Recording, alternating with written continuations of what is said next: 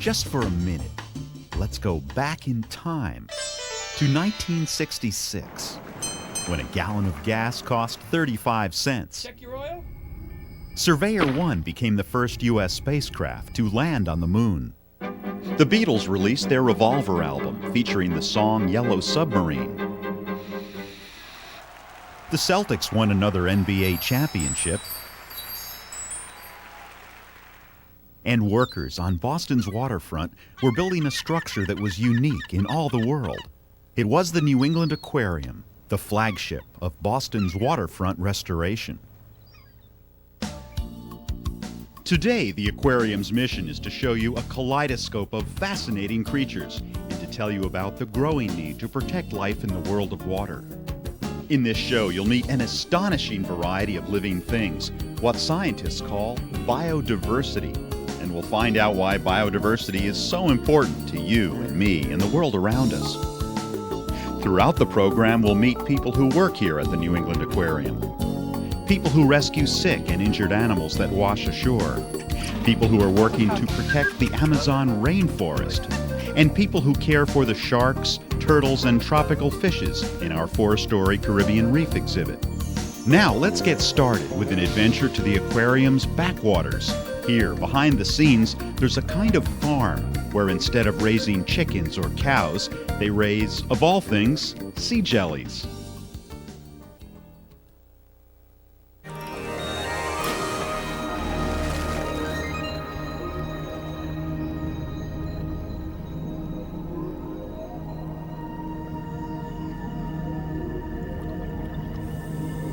Graceful, otherworldly, hypnotic. Sea jellies are living works of art. Maybe that's why Carolyn Nichols is so passionate about working with them. You see, she's trained as an artist. But here in the New England Aquarium Sea Jelly Husbandry Lab, she does both art and science. Along with her co-worker, Kelly Rocco, Carolyn's main task is raising jellies for exhibits at the New England Aquarium and other aquariums around the world. Carolyn enjoys getting immersed in her work. I get to get soaking wet all day long and splash around in water and just watch jellyfish. It's one of the most soothing things. I know my blood pressure's gone down since I've come here. They're magnificent animals. As much fun as this work may be, this team takes their work seriously. They handle their fragile animals with great care. They need constant water changes. Every single day we have to change their water. We monitor their temperature. They need certain types of flow, because if there wasn't any flow in any of these tanks, they would all just settle out on the bottom and turn into jello, basically. Speaking of jello, what's for dinner? Well, for one thing, shrimp. Actually, clouds of baby brine shrimp. The jellies love them. These shrimp are real, well, shrimps. Each is not much bigger than a grain of sand. Here's a closer view of a newly hatched brine shrimp, which is a type of crustacean. The shrimp hatch out of nearly microscopic eggs in this special tank containing salty water and just the right recipe of nutrients. In addition to knowing what to feed sea jellies, Kelly and Carolyn need to understand the life cycles of these animals. The moon jelly, for example, begins its life as a soft polyp, which is about the size of a pencil point.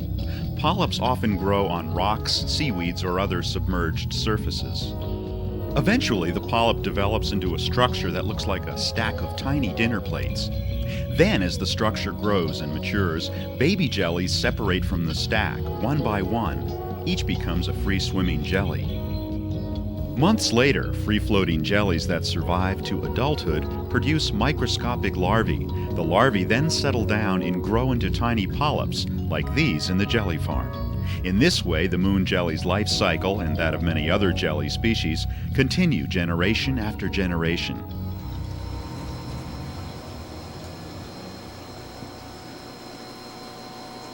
Here, Carolyn removes eggs from an adult sea nettle jelly. If all goes well, these will grow into polyps and eventually a new generation of sea nettles. Carolyn needs to be careful. Sea nettles can sting. I do get stung, probably about once a week. It's not a bad sting, and you just have to be very, very careful. Most times it feels like sometimes the bad ones are like a bee sting, And those you're just super careful with. I wear gloves to protect myself. Because many kinds of jellies naturally sting and eat other animals of the aquatic kind, jellies are an important part of the ocean food web. It's sort of like a gardener in a sense. They just sort of weed the ocean so it doesn't get full of microscopic algae and zooplankton. Also, they're a great food source for sea turtles, eat them. A lot of different fish will eat them. So they're, again, a high protein diet for a lot of other animals. So jellies are vital to the ocean's web of life. They're beautiful, and they keep people like Carolyn busy and fascinated. Is there any downside to her job? Well, she says her biggest challenge is leaving the job she loves at the end of the day and getting home at a reasonable hour. There's a lot to do here, and a lot of it you just get so involved with it. It's mostly just getting home on time.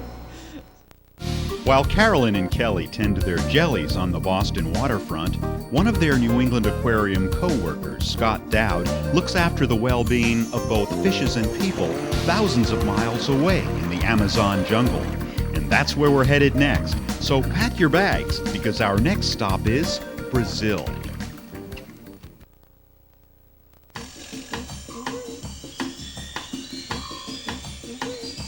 The Amazon River system. It is home to a fantastic variety of plants and animals.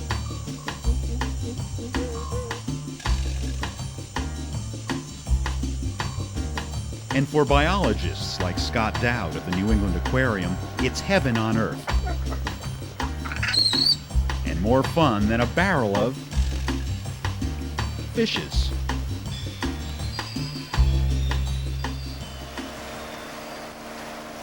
Scott first visited this tropical river and its surrounding jungle in 1991. When I first got to the Amazon, one of the first fish I saw in the river was an angelfish. And that's a moment I'll never forget. I grew up hanging out at pet stores and keeping fish at home, and the angelfish was always this exotic alien from another world. And when I realized that I was now in that world was the moment I saw an angelfish swimming. But it wasn't just the wildlife that captured Scott's imagination. He quickly grew to admire the people of this region and their lifelong connection with the river. This entire ecosystem impressed Scott so much that he decided to help preserve it. So he teamed up with University of Amazonas biologist Labiche Chow and his team, who were working on Project Piaba. Project Piaba is an interdisciplinary project with the goals of preserving the habitats and the ecosystem of the Rio Negro. Piaba's primary goal is to protect this region's plants and animals by encouraging local fishermen to collect ornamental fishes in ecologically friendly ways. The geographical focus of Project Piaba is the town of Barcelos, which is located on the Rio Negro, about 280 miles upstream from the major Amazon River port of Manaus. Barcelos identifies itself as the ornamental fish capital of the world. An important reason for the abundance and diversity of tropical freshwater fishes in the Rio Negro has to do with the rainy season flooding that causes the waters of this river to rise as much as 10 meters, more than 30 feet. It floods vast areas of forest.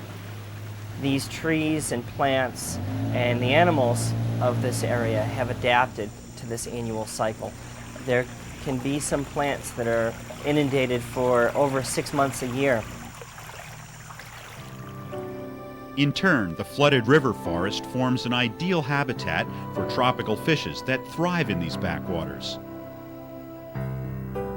Fishes like the valuable cardinal tetra, which you may have seen in pet stores.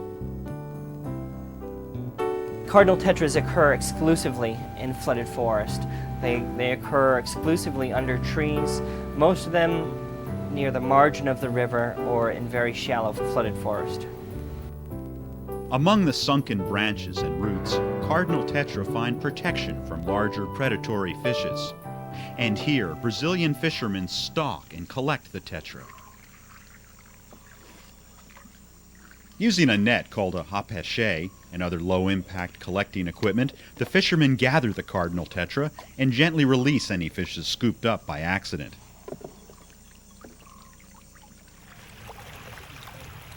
Soon, the catch is shipped via Barcelos to a distribution center in Manaus. From Manaus, the fish are sent to pet shops all over the world. According to Scott, this style of fishing enables the fishermen to earn a living. At the same time, this nature-friendly collecting method helps to guarantee the protection of the river forest for all time. The ornamental fish industry requires that the habitats be kept intact and the ecosystems function. And this is a way that people can make a living off the environment in a way that requires the environment to be maintained. Large commercial fishing vessels can't get into the flooded forest. It's just too dense. And if it were modified to accommodate large commercial fishing vessels, the fish wouldn't be there.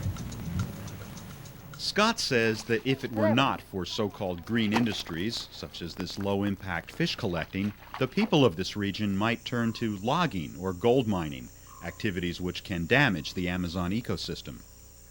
But can fishermen take too many cardinal tetra? In my opinion, it's very unlikely that the cardinal tetra will be overexploited.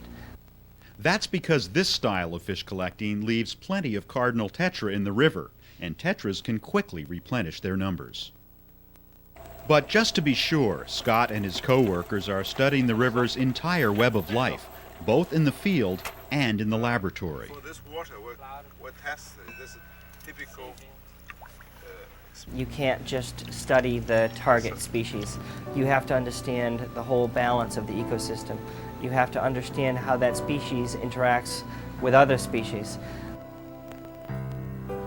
And these biologists also understand the urgent need to include local Brazilian people in every aspect of Project Piaba.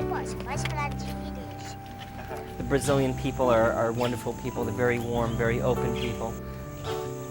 And it's daunting having goals with this level of ambition, and the local people have been very supportive of our endeavors. Luckily, we're working in an area that of very forward-thinking people. But this endeavor is not all work. Every year, the people of Barcelos stage an ornamental fish festival. Each performer in the festival dresses up like one of two varieties of tropical fish. Half the town adopts the cardinal tetra side, and the other half of the town becomes the discus. Each side has about 2 hours to present an elaborately choreographed dance involving small children and fishermen, and they have huge floats. It's kind of like a Macy's Day Parade for fish. A panel of local judges decides which group, the tetra or the discus, puts on the best performance. But no matter who wins, this festival shows how the lives of these people are interwoven with the natural diversity of life around them.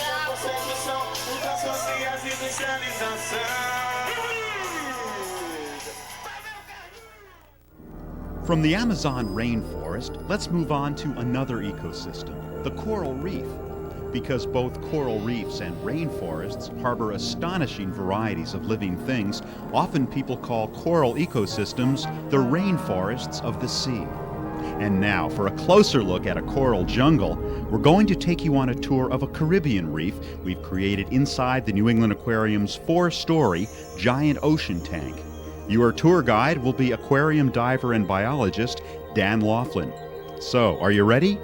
3, 2, 1, splashdown. Here's a shark's eye view of a diving biologist taking the plunge into 187,000 gallons of purified Boston Harbor seawater. As you might expect, before the water enters the tank, we warm it up to a tropical temperature, about 80 degrees Fahrenheit. Aquarium divers are part of this crowd on a daily basis. They are caretakers both for the animals and the exhibit itself. Each diver logs about 500 hours in the tank every year.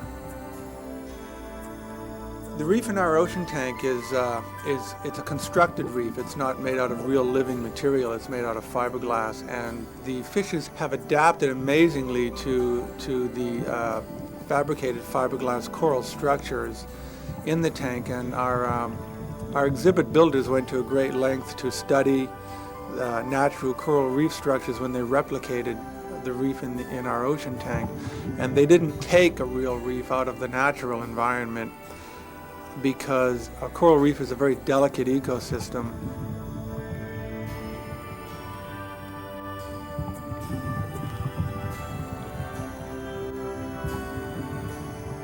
Five times a day, the divers feed the animals, who sense the bag of food that signals mealtime. The animals are fed, what else? Seafood, and it's all restaurant quality.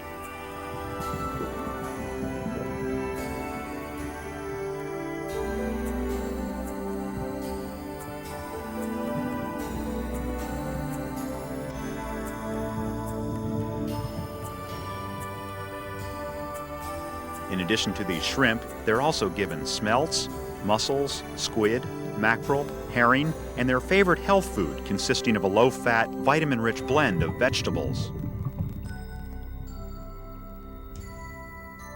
The food is brought in frozen by the ton, thawed as needed, and served.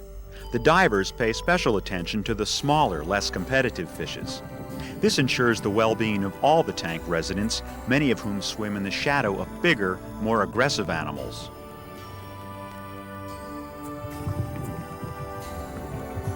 Daily, the divers tour the tank. They know the animals individually and give them regular examinations for any battle scars or medical problems that need attention. But it isn't all work. It can also be play. Moray eels are potentially dangerous when they need to defend themselves, but here in the tank they've grown accustomed to the divers, so they pose virtually no threat to them. The morays and other predators are well fed, so they rarely dine on their neighbors. Nonetheless, recesses in the reef provide smaller fishes with an extra measure of protection. This nocturnal squirrelfish, for example, hides from predators all day long. It only comes out at night. The queen triggerfish uses its top fin to wedge itself into a crevice. Predators can't pull it out. Here, the rock hind uses its own natural camouflage to hide.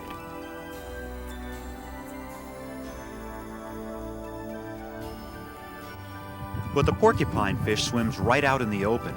To protect itself, it inflates with water to become a spiny balloon. What it loses in speed and grace, it gains by becoming completely unappetizing. But most of the time, the fishes get along just fine. French angelfish wait in line to get cleaned by the smaller, bright yellow porkfish.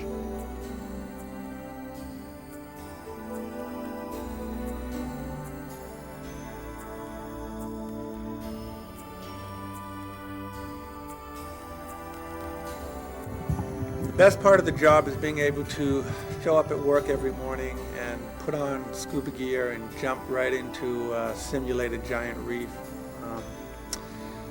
It's going to work and getting away from it all, and it's great. But this exhibit stands as more than 4 stories of fun. It's also a reminder for all of us. There's a wealth of life in the sea, life we must protect for future generations to learn from and enjoy.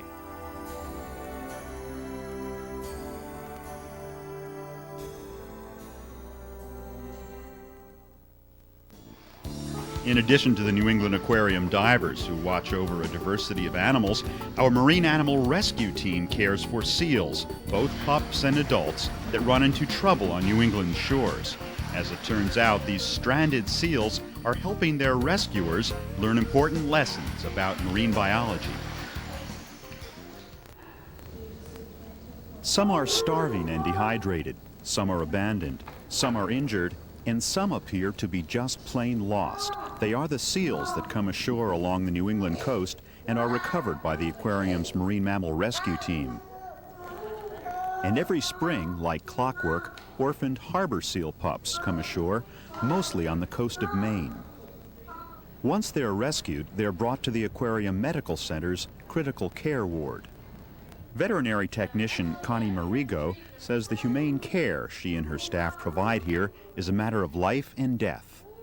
If we didn't rescue the baby seals, they would die, for sure. They are abandoned by their mother, which means at this age they would starve. When they come in, they're emaciated and dehydrated with other problems on top of that, sometimes pneumonia or whatnot. So each animal needs to get a full entrance physical exam, including blood work. And we analyze the blood and then we figure out what plan to put them on. Typically, that plan includes feedings, as many as 4 or more a day. The menu? Often a special seal pup formula made with vegetable oils, cod liver oil, powdered cottage cheese, lecithin, and a pinch of salt. When the seal formula is ready, a team of full-time staff and volunteers gently immobilize a few seals at a time and feed the animals using a soft tube that sends the liquid directly into their stomachs. According to Connie, this is hard work. No brag, just fact. We get tired, but we don't get tired of the seals coming in. Year after year, they strand as pups. Other animals come in throughout the year, but usually May and June, the pups come, and you never really get tired of it. There's always more to learn. The goal of all of this is to get these little wieners up to a hefty 50 pounds or so they can be released back into the sea. That process usually takes about 3 months. What's the best part of the job? I think the releases, because you know the animals are going back into the wild.